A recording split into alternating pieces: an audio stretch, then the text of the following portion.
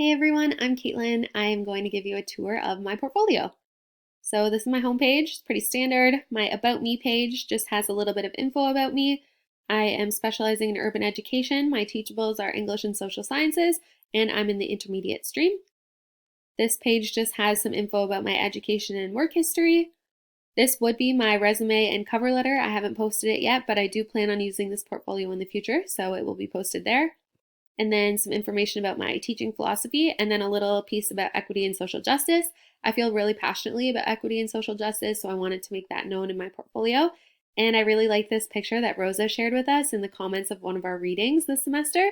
I thought it was a great image, so thanks Rosa for sharing that. So then I have my Multiliteracies Q&A section. This is just my portfolio questions and answers from part 1 and then from part 2. One of the big things that I wanted to address is that I did change something in my portfolio. Last semester, I had made a multiliteracies artifact, and this semester I decided to change that to a Google Classroom. So my Google Classroom is posted, of course, and we will be going through that in a few minutes. And then these are just some great examples of multiliteracies that you can use in your classroom. I used these while I was on my practicum placement, and I really recommend them, especially for an English teacher. This is my Multiliteracies artifact from last semester. Like I said, I didn't use this semester, so we can check out my Google Classroom. So my Google Classroom is for a grade 7 language class. That is what I taught in my last practicum placement, and I really, really enjoyed it. So I wanted to dive into making some more content and making it a little more multimodal. So to start out with, this is something I call the peek at the week. It essentially just breaks down what we're going to be doing over the course of the week.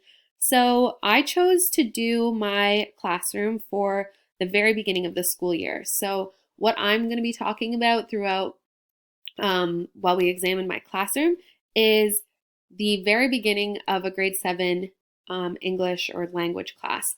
So starting in September, what kind of things we'll be doing right from the beginning. So this just has what's happening each day. This has what's due.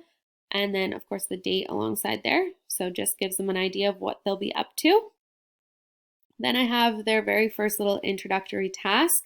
To start off the year, I want to get to know my students a little bit better. So I want to have them do this fun little task where they use Flipgrid to tell me a little bit about themselves. So I want them to introduce themselves, give me a little bit of their backstory, and then tell me about 3 things in life that make them the happiest.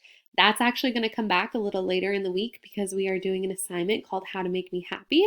So this will get them thinking ahead about that. But Flipgrid is a really great tool. They can answer these questions that I'm asking here on Flipgrid, which is a little video recorder. So basically they have their question, they click this link, and then they can film a video of themselves answering the questions instead of writing an answer. So I think this is a really nice interactive way to get students working, not writing, so we can analyze things beyond just their written output in English or language class, which I think is really important as well. So then if we go to Classwork, you'll see my peek at the week at the top, and then the assignments are broken down here, some essay writing tools, and then media. So the thing that I started off this school year with was a short media assignment, starting with Break the Fake, which is a really awesome website. It actually shows the house hippo video. I'm sure everyone knows what I'm talking about. If you don't, definitely check it out. And then it has a lot of different fact-checking skills listed on here. And then there are some quizzes that the students can take. So I wanted to use the house hippo video and Break the Fake as a hook to this lesson about the media, about news consumption, and about finding reliable sources. So that's kind of the first activity we do as a group.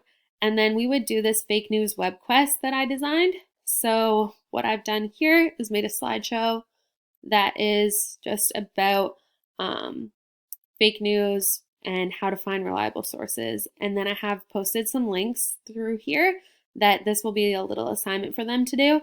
They have to answer the questions that correspond with the links here. So they can work with a partner and fill this chart in. That will be kind of the first assignment that they have. Then we're going to move on to that How to Make Me Happy assignment. I created a template for them as well as the assignment outline, which is here. And there's a rubric at the bottom. Essentially, they are going to learn to write a 5-paragraph essay through this How to Make Me Happy assignment.